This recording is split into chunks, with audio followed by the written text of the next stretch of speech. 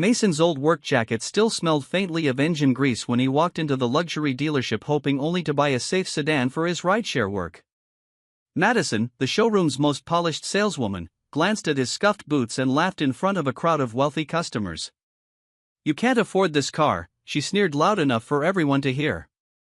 Mason said nothing, his knuckles tightening around the folder in his hand. What Madison never imagined was that the quiet man she had just humiliated had arrived to sign the papers that would make the entire dealership his. Stay with this story because Mason's quiet answer to that insult will soon bring the whole dealership to its knees. Mason was a quiet single father who had spent most of his adult life with his hands buried in engines, learning every wire and sensor of modern vehicles until he could diagnose a fault before most technicians even opened the hood.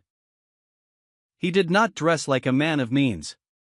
His jacket was faded, his boots were worn thin at the heel, and his palms carried the permanent stain of years spent under hoods and inside transmissions. He was never the kind of man who wanted to announce his success. After years of grinding work, Mason had designed a diagnostic tool for electric and hybrid vehicles, a small piece of engineering that solved problems larger companies had struggled with for years. A major transportation firm eventually purchased the rights to his invention and the payout was substantial. Yet, Mason did not change his lifestyle. He did not buy a mansion or a fleet of sports cars. Instead, he began quietly investing in struggling businesses, the kind that still had good people inside them but were being run into the ground by poor leadership. Langford Auto Gallery had once been a respected name in the region, a dealership known for fair deals and honest service. Under new management, that reputation had eroded. Sales numbers were falling, the bank was circling, and the culture inside the building had shifted toward something colder. Madison was the star saleswoman of the showroom, strikingly confident and undeniably skilled at closing deals, but she had come to believe that only wealthy-looking customers deserved her attention. Jackson, the showroom manager, protected her because her numbers kept his own performance reviews looking good, and he rarely questioned how she treated the people who walked through the door. Joseph, the aging owner, still cared deeply about the name his family had built, but he had grown tired, and he had lost his grip on the culture festering beneath him. Amelia was the attorney guiding Mason through the quiet acquisition, and she understood that before any final signature touched paper, Mason wanted to see the truth of the place with his own eyes. He did not want a spreadsheet version of the dealership. He wanted to know how it treated an ordinary person walking in off the street. His reasons were practical rather than sentimental. He needed a dependable sedan for his daily work and for his family's needs, though his home life stayed mostly in the background of his thinking that day. What mattered most to him was simple. He had spent enough years being underestimated to recognize when a business had forgotten the value of the people it served, and he intended to find out exactly how deep that forgetting had gone before he ever signed his name. Mason arrived at the dealership on a quiet afternoon while a light rain misted the parking lot outside. Inside, the showroom gleamed under bright overhead lighting. Rows of polished vehicles, arranged like sculptures, salespeople in tailored suits drifting between wealthy customers who sipped coffee from branded cups. Mason walked past the entrance without hesitation and stopped in front of a black sedan. Not the most expensive model on the floor, but a vehicle he had researched carefully for months. He wanted to know its maintenance history, its warranty coverage, its common mechanical issues, and whether the inspection records were complete and honest. A young salesman near the entrance noticed him first and started forward to help, but Madison raised a hand and stepped in before he could reach him. She looked Mason over slowly, taking in the faded jacket, the worn boots, the folder tucked under his arm, and something in her expression shifted from professional courtesy to quiet dismissal. She asked, in a voice cooler than the one she used with the couple browsing nearby, whether he had an appointment. Mason answered calmly that he wanted to look at the sedan and that he could complete payment that same day if everything checked out. Madison let out a short laugh as though he had told a joke rather than stated a fact. She told him that the vehicles in this section of the showroom were not meant for people who were simply browsing out of curiosity. A well-dressed couple standing near a convertible overheard the exchange and chuckled along with her, and the small sound of their laughter made the moment sting even more. Mason kept his voice even and asked if she could open the door so he could examine the interior. Madison refused outright, saying the dealership did not allow people to handle vehicles they could not realistically afford. Mason understood in that moment that the problem was not isolated to one employee having a bad day. It was something woven into the culture of the entire building. He glanced toward the security cameras mounted near the ceiling, toward the reception desk where two employees pretended not to notice what was happening, and toward the other salespeople who kept their eyes fixed on their own customers rather than step in. Nobody moved to correct Madison. Nobody offered him so much as an apologetic glance. The silence around him told him everything he needed to know about how deeply this attitude had settled into the people who worked there every day, and how normal it must have felt to them by now. He did not raise his voice or demand an apology. He simply stood there for a moment longer, absorbing the way the room worked, memorizing the faces that looked away and the ones that smiled at his expense. It was not pride that kept him calm. It was patience, the same patience that had carried him through years of being underestimated in far harder circumstances than this one. Whatever Madison believed about him in that instant, Mason already knew something she did not, and the folder under his arm felt heavier than it had a few minutes earlier. He thought briefly of every job he had walked into wearing clothes that did not match the room. Every interview where a manager's eyes lingered too long on his hands before ever reaching his face. None of that bitterness showed on his expression now. He simply filed the moment away the way he had always filed away small injustices as information rather than injury.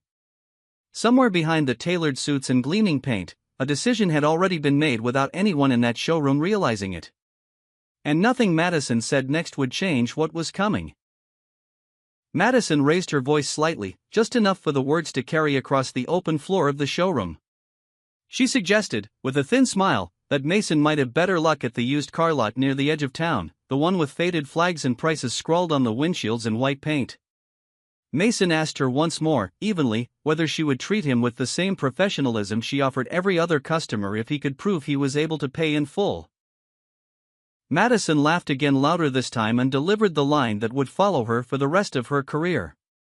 "You can't afford this car," she said, and for a moment the entire showroom seemed to hold its breath. Jackson emerged from his glass-walled office at the sound of the commotion, but rather than diffuse the situation, he made it worse. He asked Madison what was happening, and she quickly reshaped the story, claiming that Mason had been bothering a VIP customer and had tried to open a vehicle without permission. Mason did not raise his voice to correct her. He simply asked calmly whether he could speak with someone above her in the chain of command. Jackson looked him over exactly the way Madison had, drawing the same conclusions from the same worn jacket and tired boots, and sided with his top salesperson without hesitation. Jackson told Mason it would be best if he left before security had to be called. Mason reached into his jacket and produced a simple business card, plain and unadorned, bearing only his name and a phone number with no title beneath it. Jackson glanced at it, decided it looked like something printed at a corner shop, and tossed it onto the counter without a second thought. Nearby, a customer named Ryan, who had been preparing to finalize a purchase of his own, watched the entire exchange with a deepening frown, uncomfortable with the way the staff had turned on a stranger who had done nothing but ask a few reasonable questions. Madison, emboldened by Jackson's support, pushed further. She told Mason plainly that a man dressed the way he was dressed had no business dreaming about a car like the one in front of him. Mason turned to look at her directly, his expression unreadable, and told her that the way she treated customers would eventually cost this dealership more than she could imagine. Madison heard it as an empty threat from a man with nothing to back it up, and she laughed once more before turning back to her VIP guests as though the matter were settled. Mason did not argue further.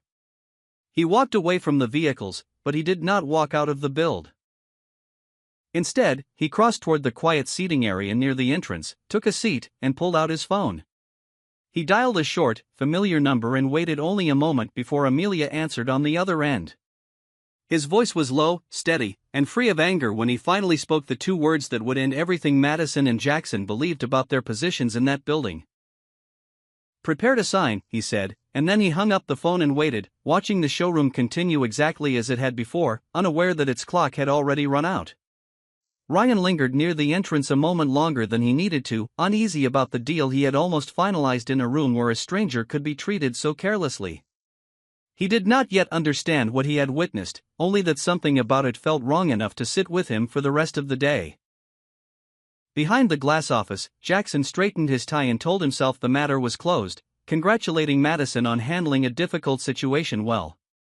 Neither of them noticed the quiet man in the worn jacket rise from his seat, fold his phone into his pocket, and walk calmly toward the back offices where Joseph was already waiting. The scene shifted to a private office at the back of the building where Joseph sat across from Amelia and Charlotte, a representative from the bank that held the dealership's remaining debt.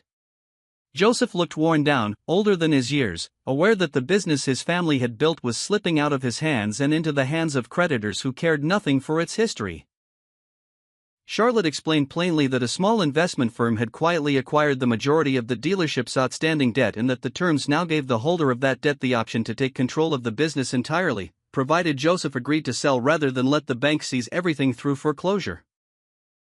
Joseph had no idea that the man behind that investment firm had just spent the last half hour standing in his own showroom, dressed like an ordinary customer, being laughed at by his own staff.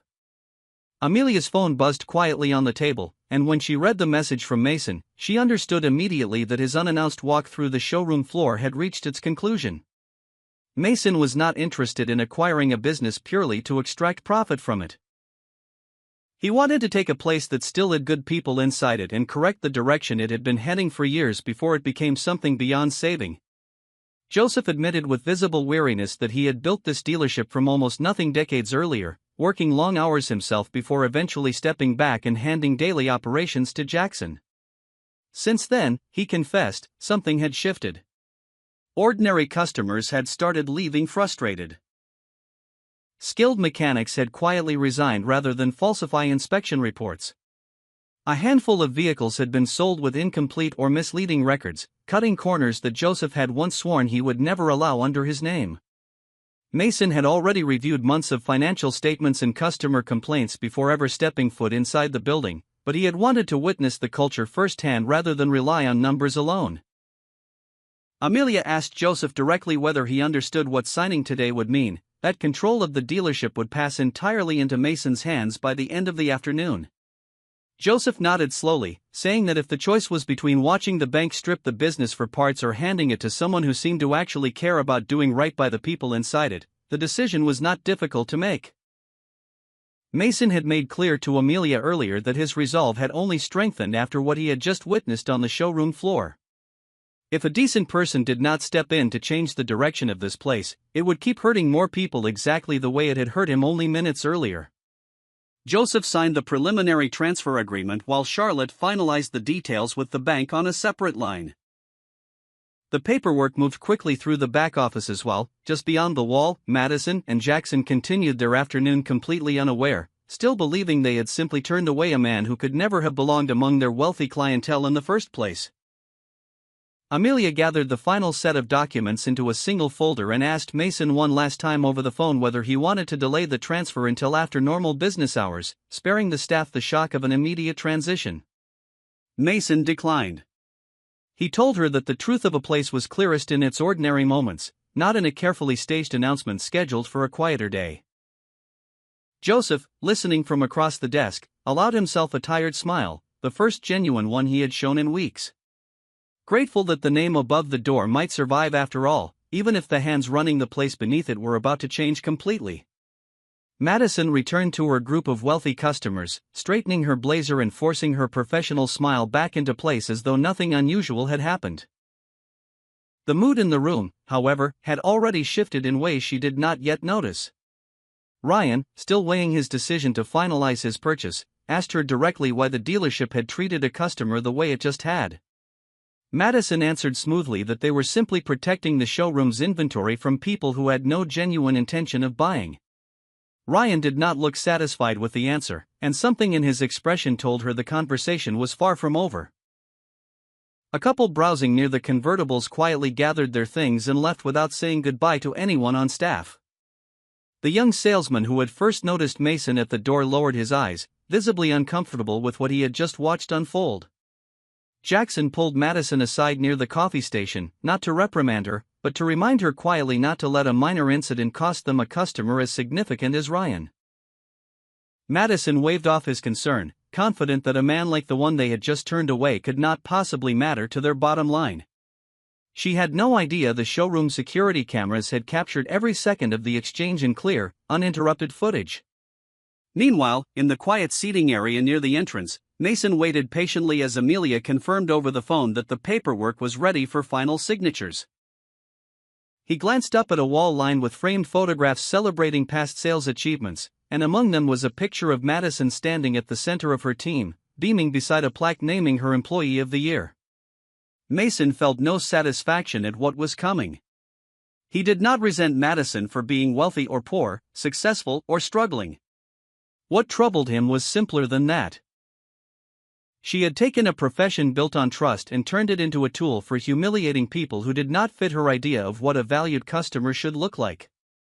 He thought briefly of his own early years, of interviews where employers had glanced past his resume straight to his rough hands, of nights spent working late shifts to keep his household steady while carrying the quiet weight of responsibilities that never showed on his face. He did not dwell there. It was not the kind of memory he wanted at the center of this moment. Mason had already decided that he would not respond to cruelty with cruelty of his own. Public humiliation for its own sake had never interested him, no matter how satisfying it might feel to someone in his position. What he wanted instead was to bring the truth into the light in front of the very people who had participated in Madison's small performance of contempt, so that everyone in that room could see exactly what kind of culture they had been part of building, whether they had realized it or not. Amelia's voice came through the phone again, calm and precise, confirming that Joseph had finished his final review and was ready to move forward whenever Mason gave the word. Mason thanked her quietly and told her he would meet everyone in the back office within a few minutes. He rose from his seat, smoothed the folder under his arm, and took one last look across the showroom floor. At Madison laughing with her clients, at Jackson nodding along beside her, at the framed photographs of a success built on numbers rather than decency. None of them noticed him walk past the glass doors toward the private hallway, and none of them understood yet that the ground beneath their certainty had already shifted. Joseph requested that every employee gather on the showroom floor, announcing only that he had an important update to share before the end of the day. Madison assumed Joseph intended to praise her for handling a difficult customer, perhaps even hold her up as an example of protecting the dealership's image. Jackson felt equally confident, imagining that his loyalty over the years was finally about to be rewarded with expanded authority over daily operations. Neither of them noticed the quiet tension building near the hallway that led to the private offices. Mason stepped out from that hallway alongside Amelia, Charlotte, and Joseph, and the noise of the showroom dropped away almost instantly. Madison froze the moment she recognized the man she had humiliated less than an hour earlier, now standing beside the very owner who had summoned everyone together. Jackson's brow furrowed, and he asked, with more confusion than concern, what this man was doing in a restricted area reserved for staff and ownership. Joseph's expression hardened as he told Jackson plainly that Mason had every right in the world to stand exactly where he was standing. Amelia opened her folder and announced in a clear and steady voice that the transfer of ownership for Langford Auto Gallery had been finalized that afternoon. Mason was now the sole owner of the dealership, its buildings, its inventory, and everyone employed within its walls. A ripple of stunned silence moved through the gathered staff. Madison's face drained of color and she attempted a nervous laugh, certain for a moment that this had to be some elaborate joke orchestrated to test her patience. Jackson demanded to know why management had not been informed ahead of time about a change of this magnitude. Joseph answered him directly, saying that the very way management had chosen to run this dealership was exactly why he had felt compelled to sell it in the first place. Mason said little during the announcement itself. He reached into his jacket, retrieved the same plain business card Jackson had tossed aside earlier that day, and placed it gently on the hood of the nearest vehicle. He asked Jackson without any trace of anger in his voice whether he still believed that card had been printed at some cheap corner shop. Jackson's composure began to crack for the first time since the ordeal began. Madison tried to offer an explanation, insisting there had been some kind of misunderstanding earlier in the day. Mason did not respond to her directly. Instead, he asked Amelia to pull up the footage from the showroom's own security cameras and display it for everyone present. The mood in the room shifted instantly from arrogance to something closer to dread as employees who had laughed along with Madison only an hour before began glancing nervously at one another, suddenly uncertain how much of their own behavior that footage might reveal. Joseph stood quietly to the side watching his staff absorb the news, feeling the strange mixture of relief and grief that comes with letting go of something built over decades.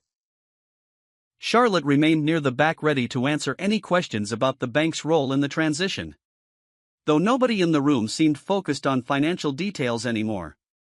Caleb, a young technician who had always kept to himself in the service bay, drifted closer to the gathering, sensing that whatever happened next would matter far beyond the walls of this showroom. Mason simply waited, patient as ever, for the screen behind the reception desk low to the recording that would settle every remaining doubt in the room. The footage began to play across the screen mounted behind the reception desk, and the entire showroom watched in silence as the events of the afternoon unfolded in sharp, undeniable detail. Everyone saw Madison step in front of the young salesman to block him from helping Mason. They heard every mocking remark about his appearance, every question about whether he could possibly afford anything on the floor. Jackson appeared moments later in the recording, tossing the plain business card aside and threatening to summon security over nothing more than a man asking reasonable questions. Madison tried to argue that the footage had been taken out of context, that a few seconds of video could not capture the full situation. Mason asked her calmly what context could possibly justify humiliating a customer in front of an entire room of strangers. Madison had no answer, and the silence that followed said more than any response could have.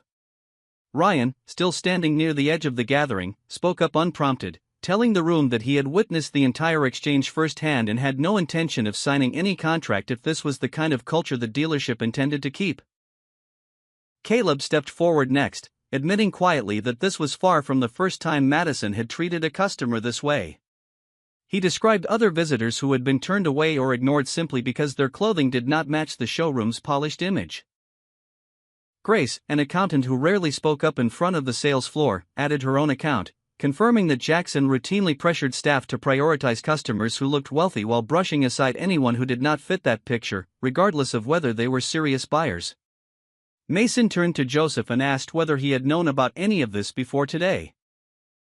Joseph admitted with visible pain in his voice that he had heard scattered complaints over the years, but had never realized how deeply the problem had taken root inside his own dealership. Mason addressed the room then, his voice calm but carrying enough weight to hold every person's attention. He announced that beginning immediately, no customer would ever again be judged by their clothing, their profession, their age, or their appearance within these walls. Madison lowered her head, seeing for the first time how the very smile she had worn so confidently earlier that day had transformed into evidence used against her. Jackson's mind, meanwhile, seemed less concerned with any wrongdoing than with the sudden and very real threat to his own position within the company. He glanced toward the exit more than once, calculating whether there was still some way to salvage his standing before the situation grew any worse for him. Personally, entirely unconcerned with what Madison might be feeling in that moment beside him. A few of the newer employees exchanged uneasy glances, unsure whether to feel relief that someone had finally named the problem out loud or fear that their own past silence might now count against them as well. Amelia quietly closed her folder, having said everything the moment required, and let the weight of the recording speak for itself. Joseph reached up and rubbed his eyes, looking every bit his age, a man watching decades of his life's work being measured against a standard he had let slip without noticing. Mason did not gloat and did not raise his voice again. He simply let the silence stretch, giving everyone in that room the space to sit with exactly what they had allowed to happen under this roof for far longer than any of them wanted to admit. Jackson tried to shift the blame entirely onto Madison, insisting that she had been the one to insult Mason directly while he had only reacted second-hand reports. Mason reminded him, without raising his voice, that a manager carried responsibility not only when giving orders, but also when covering for the wrongdoing of others. He then produced a stack of customer complaints spanning the past several months, many of them bearing Jackson's own signature beside a note dismissing each one as minor and unworthy of further action. Charlotte added that the bank had already flagged concerns about the dealership's reputation long before the acquisition was finalized, concerns that Jackson had apparently chosen to ignore or bury rather than address. Joseph looked at Jackson with an expression closer to disappointment than anger, the look of a man realizing he had trusted the wrong person for far too long. Mason decided, calmly and without theatrics, to suspend Jackson immediately pending a full internal review of his conduct and the complaints tied to his name. With Madison, Mason chose a different path. He did not fire her on the spot simply to satisfy the anger of the room or to make an example of her for dramatic effect. Instead, he laid out clear terms.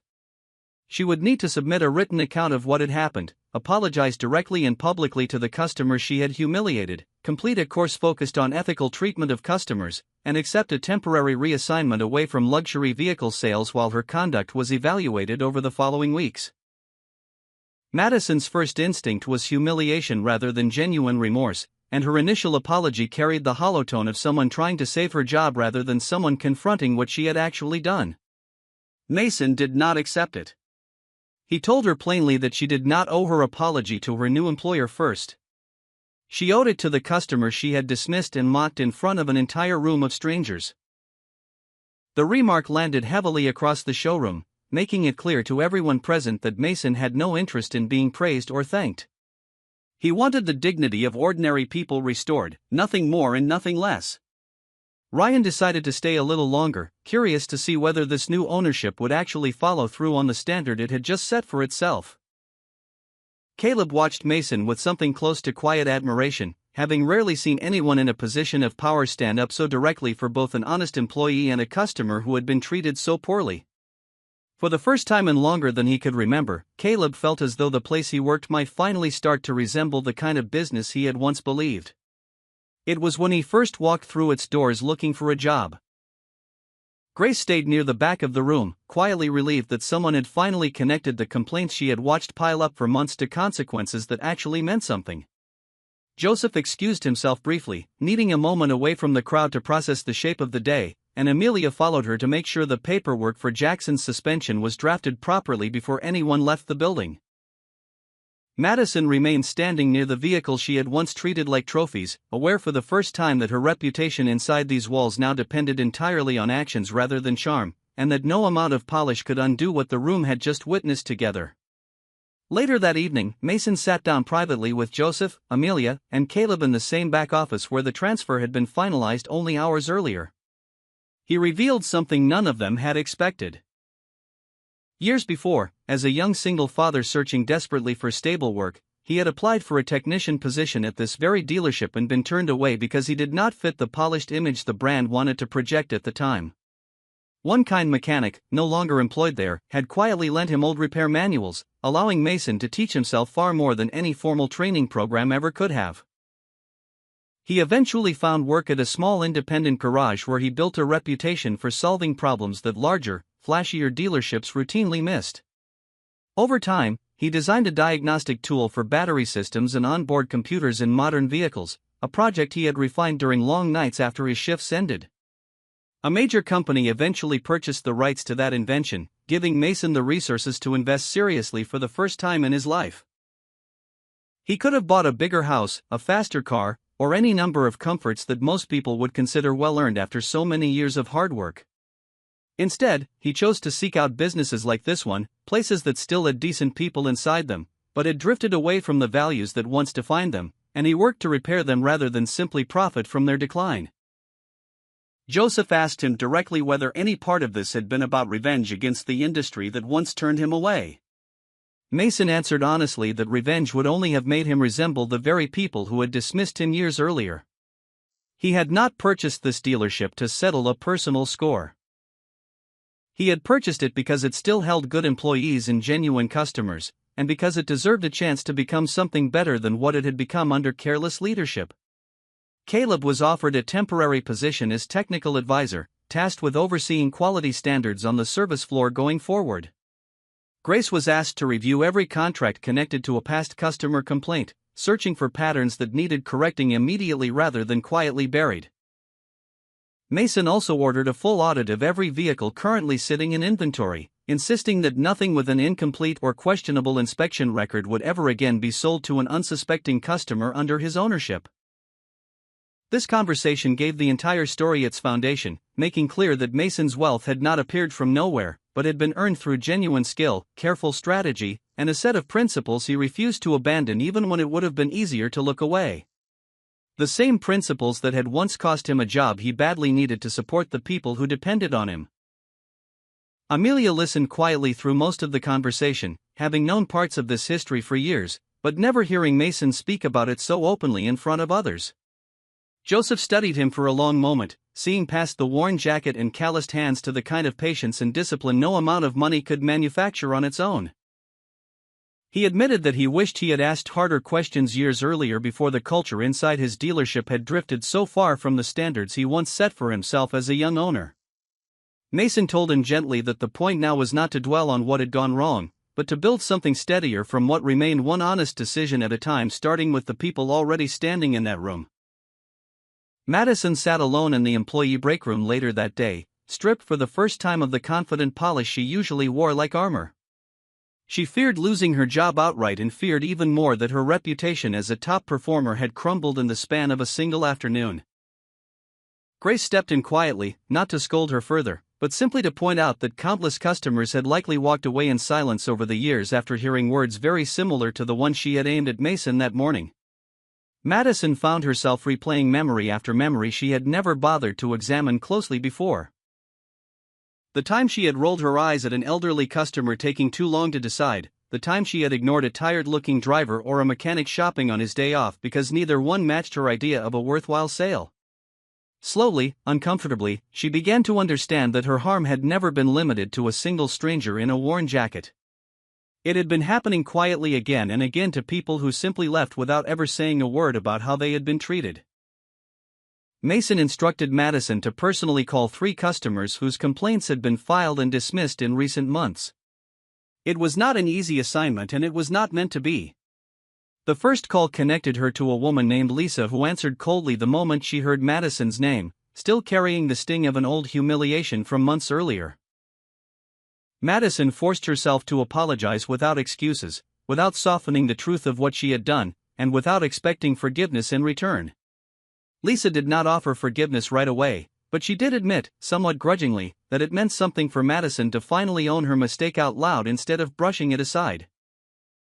When the call ended, Madison sat quietly for a long moment before the tears came, not from weakness, but from the strange and uncomfortable clarity of seeing herself honestly for what felt like the first time in years. Mason observed the moment from a distance, but chose not to intervene, understanding that real change rarely came from a lecture and almost always came from sitting with the discomfort of consequences honestly faced. Jackson, in stark contrast, spent that same afternoon making phone calls of his own, trying to rally sympathetic coworkers against the new ownership before his suspension could be finalized. Word of his efforts eventually reached Mason, who recognized immediately that one final confrontation with Jackson remained before the transition could truly be considered complete, and he began quietly preparing for exactly that conversation. Amelia flagged the calls as a potential violation of the terms of Jackson's suspension, quietly gathering records in case the situation escalated further. Joseph, informed of the attempted rally against the new ownership, felt a fresh wave of disappointment settle over him, realizing just how far Jackson's loyalty had always run towards his own interest rather than toward the business or the people inside it. Meanwhile, Madison finished her second and third calls with growing steadiness, each apology a little less rehearsed and a little more honest than the one before it, as though the practice of admitting fault out loud was slowly reshaping the way she thought about the work she had spent years taking for granted. Jackson refused to accept his suspension quietly. He returned to the showroom the following morning and raised his voice to whoever would listen, insisting that Mason was nothing more than a man who had gotten lucky with money and understood nothing about how the car business actually worked. He tried to stir fear among the staff, warning that Mason would slash bonuses, fire employees without warning, and run the dealership into the ground within months. A few of the newer staff members exchanged nervous glances, uncertain whether to believe him. Mason did not respond with anger or raised volume of his own. Instead, he asked Amelia to present the preliminary findings from an internal audit that had been underway since the moment ownership changed hands.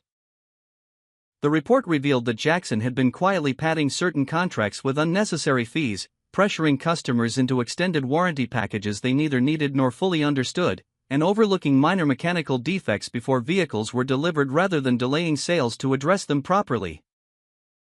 Madison felt a fresh wave of unease as she realized she had unknowingly benefited from parts of that same system for years without ever questioning where the extra profit on certain deals had actually come from. Ryan, who happened to be present for the discussion, grew visibly angry upon learning that the contract he had nearly signed days earlier contained one of those same questionable fees buried in the fine print. Jackson attempted to walk out of the meeting entirely, but Joseph stepped in front of him, blocking his path with quiet resolve. Joseph admitted with evident regret that he had placed far too much trust in Jackson for far too long without asking the harder questions that might have caught this sooner. Mason announced that Jackson's employment was terminated effective immediately, and that his file would be forwarded to legal counsel should the audit uncover evidence of more serious fraud beyond what had already surfaced. Jackson left the building in a heavy, uncomfortable silence with no dramatic final confrontation and no physical altercation to punctuate his exit. Mason's victory throughout the entire ordeal had come not from revenge or spectacle, but from patience, documentation, and the quiet exercise of legitimate authority over a business he now controlled outright. Madison watched Jackson's departure and understood something important in that moment. If Mason had truly wanted to destroy her the way Jackson had tried to destroy his own reputation on the way out, he could easily have done so already. Instead, he had chosen to offer her a path that Jackson himself had never been willing to take, a path built on accountability rather than excuses. Charlotte remained afterward to help Amelia finalize the paperwork tied to Jackson's termination, noting quietly that the bank would be relieved to see the dealership's practices brought back into line with proper standards.